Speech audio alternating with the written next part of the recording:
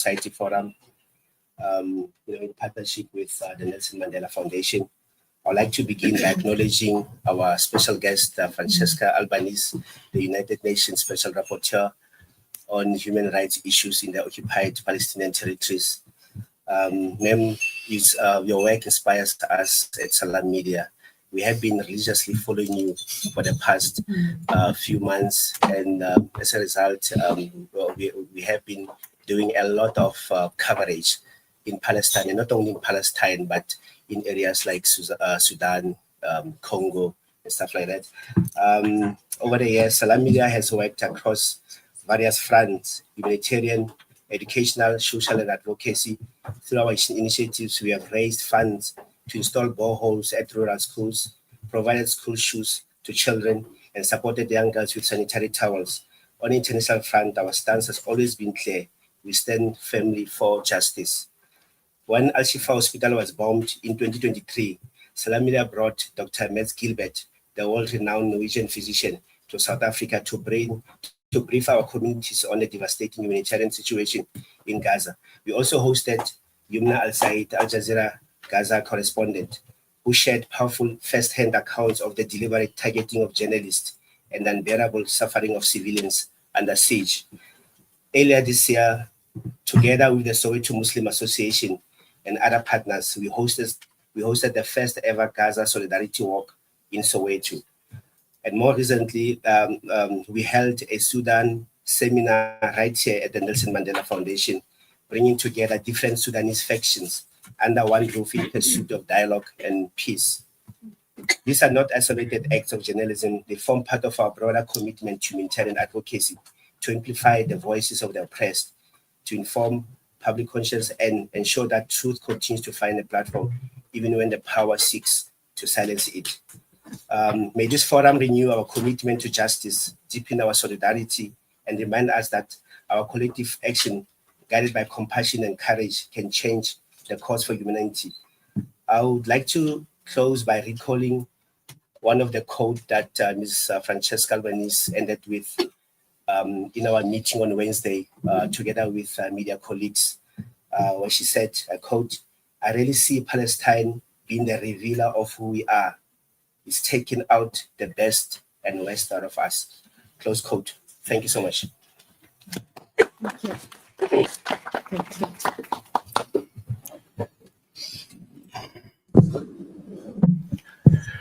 Good morning, everyone. My name is Salailo Makwidiri. I am Salam Media journalist, host, and I think it's really brilliant to see so many familiar faces here today. Francesca and I are going to have a short conversation. We'll try and keep it to 20 minutes. I'll try not to ask her all the questions because I know everyone here is itching to ask her something. So just a few questions, and then after that, we'll hand over to everyone that's here. That's going to also be asking their own questions. Francesca, everyone that's here today is literally the engine behind Palestinian solidarity here in South Africa. These are the people that are the driving force behind us being known as, one of the leaders that are heads and shoulders above everyone else across the world as being active advocates for Palestine. So really, really glad that everyone here was able to honor our invite, and we really appreciate it. Ciao. Benvenuto. How are you? Molweni. Oh, there we go.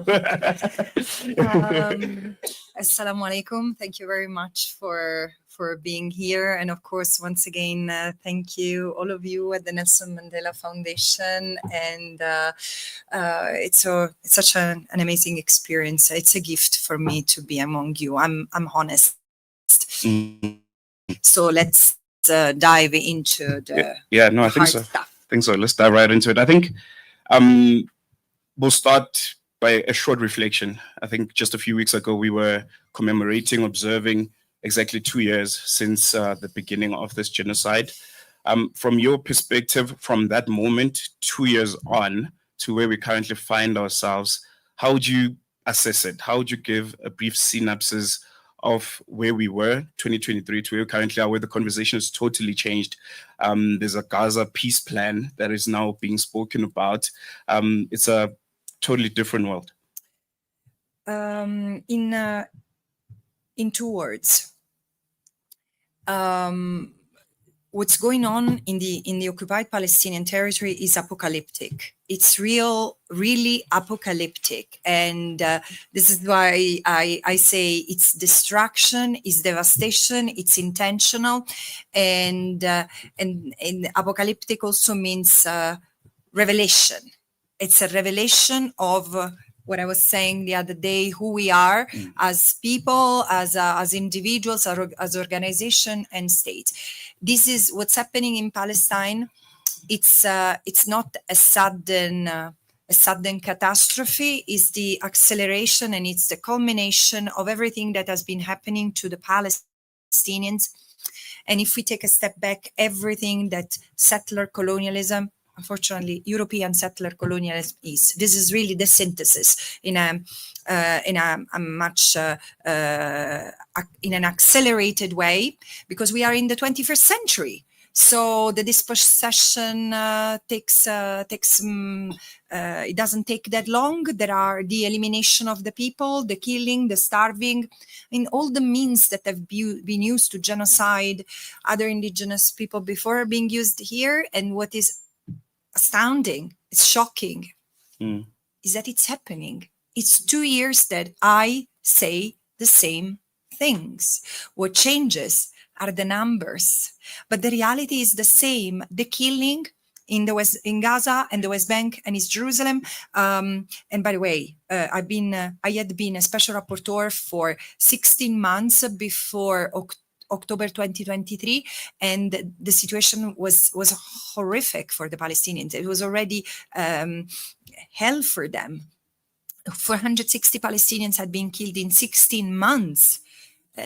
So it's clear that there is nothing new. It's just much more violent. It's one of the extremes, and it continues. It's again the starvation, the home demolitions, the uprooting of orchards, the eradication of Palestinian life.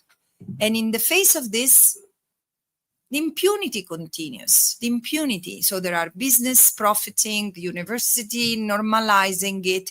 There are people trying their best, but then I said it using, trying to take a collective blame. We have not been effective enough. So we need to use every moment as an opportunity for an introspection, because this is something I tell the civil society in my home country. There is nothing celebratory in saying we have been engaged in this for 70 years. Like I've said to the United Nations, after 70 years, you're either if you're not part of the solution, you're part of the problem. So something has not worked. And I have the feeling that there is something that we need to change. So it's not just about expressing solidarity in the way that makes sense to us. We really need to think of what makes sense to the Palestinians and to the Palestinians. Now everything is to be centered about that, and it's about them and it's about us. So the impunity that has been granted and this is my concluding note, the impunity that has been granted to Israel is a reflex of intended state policies. I don't know if any of you had the chance to look at my last report, which was published a couple of days ago and which will be presented to the United Nations from South Africa. And there are 62 states that have been one way or another responsible of supporting, aiding and assisting Israel. And my country is there and your country is there.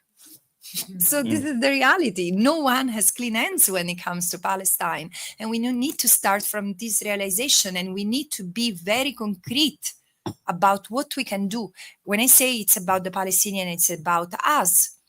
Because Palestine is a revealer of what's going to happen to us. The Palestinians have been the testing ground. Their body is being the testing ground of all the mass containment techniques and methods and weapons that have to be used by the power to preserve itself, because this is the reality of the world we live in. So yeah, much to explore.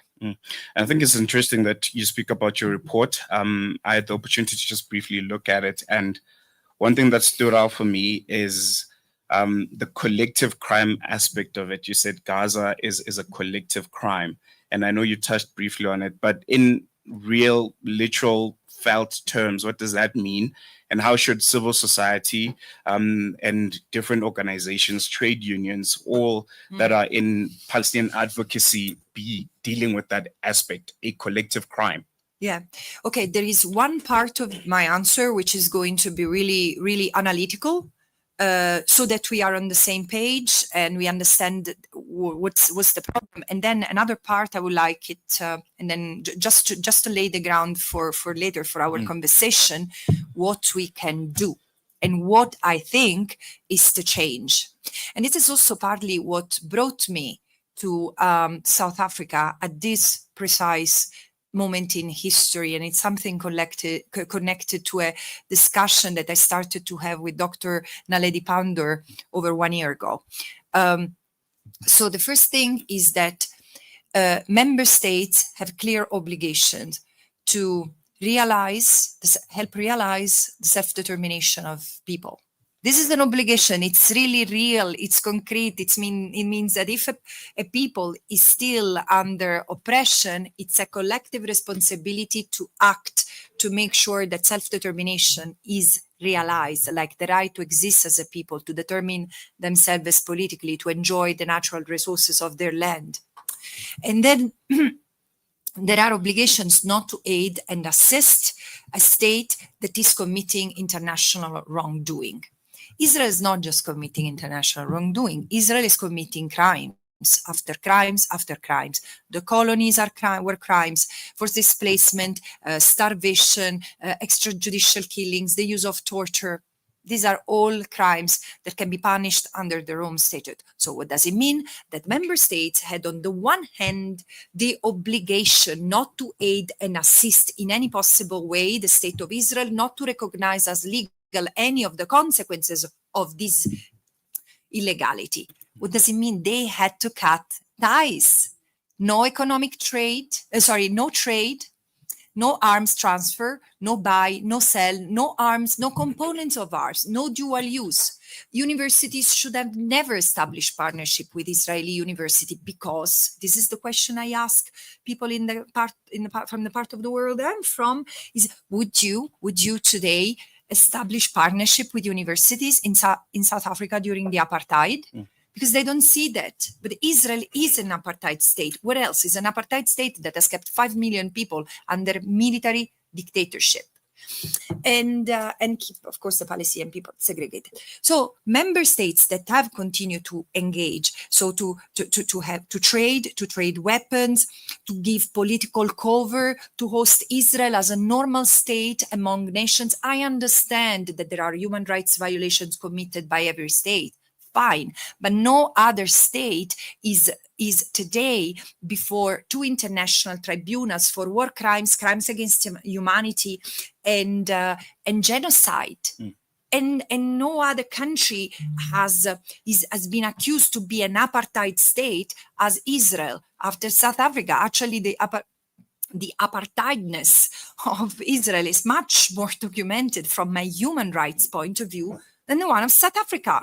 So it's clear this is why I say there is intent, and member states have engaged with Israel with knowledge, treating it as business as usual, and giving political cover, continuing to host it at cultural fora, sports events. Israel should have been kicked out of the FIFA, of the UEFA, of the FIBA. What is still doing there? So this is the reality. What do we do now? Because clearly member states have not done it enough. And while South Africa is really, I'm sincere, South Africa is one of the few countries that has given a sense of respite to all of us who really believe in international law, because what South Africa has done is immense. Not without shadows, but it's immense. Symbolically, the fact of bringing Israel to an international tribunal, bringing a settler colonial genocide before an international court, just the fact of doing that is immense. It has already made history. But more can be done. And more must be done by countries in this part of the world. Where are the other countries in the continent? How come that the people who have a vivid memory in their own collective body of the colonial experience, how come they are not with Palestine today? This part of the world has been much more silent than I would have expected. Of course, not South Africa, but the continent is made of many realities. And this is also reflected in the voting patterns in the General Assembly. Something is corrupting this system as well, this continent as well. And the same problem that we have in Europe. It's just that in Europe it has been there, that ideology that has now penetrated also the African system is there. And it has corrupted the very core that triggers solidarity. We need to understand. I think that the key word that I would like to center here, it's alliances. We need to stand together. Colonialism is it's something that lives inside our minds, is the barriers that we put between each other.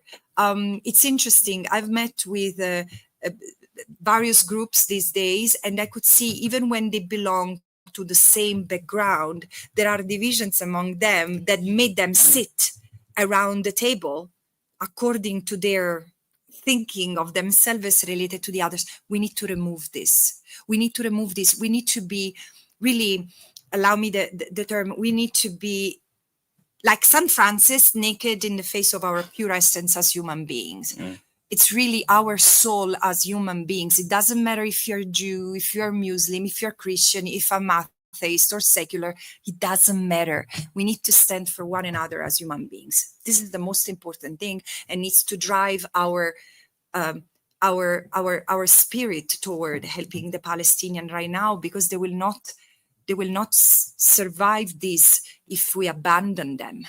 And we tend to abandon them, because eventually we go to meetings, we do our protest, but then we go back to the comfort of our homes. We need to be on a strike mode for a month of our life. Naledi Pandor told one day, if the world went on strike for 1 month, the genocide would be over. So this is the spirit that we need to have. Speaking of strikes, this is something, that segues to my next point.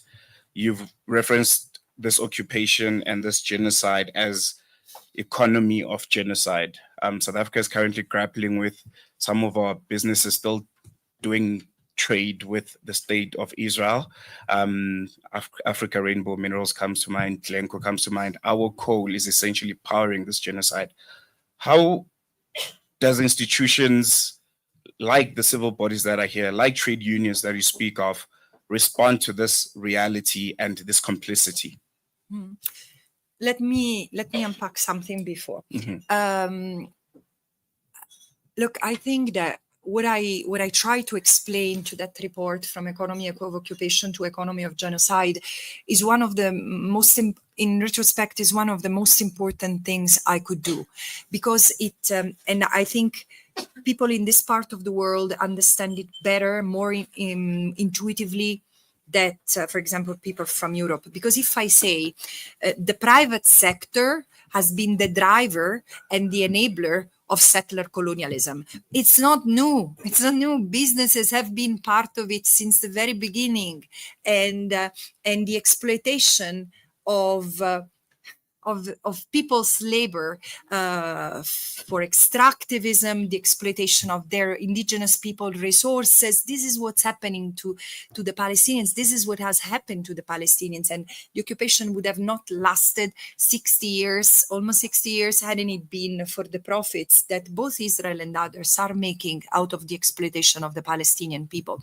So what is important to see, and this is what I understood, is that the fact that states exist is just a distraction, because in fact we have multinationals who are much more powerful and much more influential than member states. Evidence of it is that Colombia had the state of Colombia had declared the cut of the suspension of coal transfer to Israel early on. And what my report discovered, and what the government learned is that companies were doing their business anyway, completely ignoring government's decision. And it's incredible, the hubris, the kind of sense of the bullying that multinationals have. And so it's not, and Israel is so embedded into the system, is interdependent. It depends on the economy, but the economy depends on Israel, because look at how the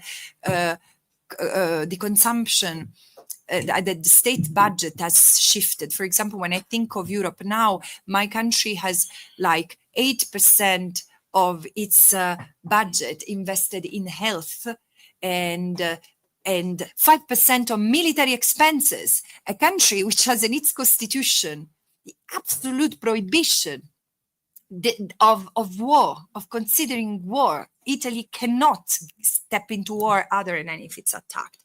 So this is the reality. Israel produces weapons, produces surveillance technologies that every member states, including from the non-aligned movement, including from countries have nothing to do, not diplomatic relations from Israel, everyone has Israeli technology. Weapons and surveillance technology. We need to understand who we are as human beings. Those who do not control weapons, those who do not control enormous giant capitals, there are not many. 200 people in the world have controlled the same resources that belong to 40% of the world population. This is a sign of the inequality the world we belong to brings with itself.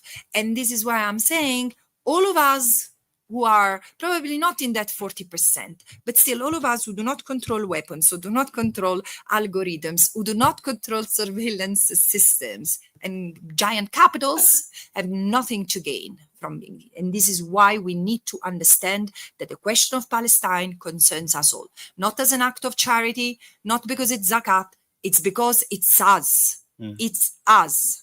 And now what's happening to the Palestinians, sooner or later, will happen to us. Look at what's happening in the United States. Black Lives Matter has been banned. BDS 15 years ago was telling to the American organization, saying, protect us, stand with us, because what they are doing to us, they will do to you if you let it happen. And this is the thing. The moment you create an inch of space for injustice, injustice festers like a disease. And this disease requires a lot of antibodies, of principled human beings who are ready, once again, to sacrifice a bit of their time to make sure that the system cures itself. On this day in 1945, the United Nations was formed. It is a body that was supposed to be the epitome of multilateralism. There's been so much scrutiny around its response to this genocide, the role that it has played. It's an organization that you're well entrenched in. Is it still a reputable organization that the world can still look to for situations like this one? Look, I think we don't have to be naive. Seriously, in 1948, was the UN at the height of colonialism a reputable organization? The United Nations was the child of the fear and guilt that the Second World War had left among our grandfathers. It was that sense of guilt was not enough, nonetheless, to walk the talk of equality and dignity of all people. So it was, I mean, there were some enlightened people who made the UN, the UDHR, the Universal Declaration of Human Rights, powerful as it is. But that was a promise, and the promise must be fulfilled. And there have been improvements. Apartheid in this country has been dismantled. Surely the legacy is still there. But so it's not easy to remove and to heal the wounds of 300 years of oppression and exploitation. And it changes the DNA of a people. And so, of course, I mean, I'm also trying to say in this country, try to be gentle to yourself because you're still healing. And be gentle to your kids. The fact that they are born free doesn't mean that they're really born free, because the legacy of apartheid in many respects is still here. If you don't change the economic underpinning that has allowed apartheid to grow and to become a profitable enterprise, chances are that they are not that free after all. Maybe some, but not all. And so this is why I'm saying we have done progressively better. So it's not that this is all of a sudden we are falling into a black hole. No, I mean, Rwanda, it was a genocide. Bosnia and Herzegovina was a genocide that we have had during, Myanmar, there was a genocide. And the thing is that now we have the opportunity and the moral obligation, and states have the legal obligations to stop this genocide. And if our states don't do that, it's upon us. Look at the flotilla. Look at the flotilla. This is, again, so many things, so many good things have happened that have not happened during the genocide of the Jewish people. There was no people mobilizing to go. Had they done so, we wouldn't have had the slaughter of millions of Jews in Europe. And the thing is that the flotilla has shown member states what's their job. And so I think we need to have that. We cannot stop now. There should be more flotillas. We cannot stop. We need to convince rich people to put decent boats so it doesn't take 3 weeks or 2 weeks to get to Gaza shores, especially because the weather is going to change. You cannot do that. They cannot do that. We cannot do that without means. So this is why I keep on saying alliances. And we need to be able to think out of the box. We need to talk to the bankers. We need to talk to finance people. We need to talk to civil servants. We really need to create that revolution from the grassroots, from the bottom. It's possible because everyone is uncomfortable with the slaughter of kids. Everyone. We have come to the end of our conversation. We're going to be opening the floor. I'm sure there's so many questions that everyone here has to ask. But thank you so much. I think it was really, really engaging and very, very important. Thank you so much, Salam Media.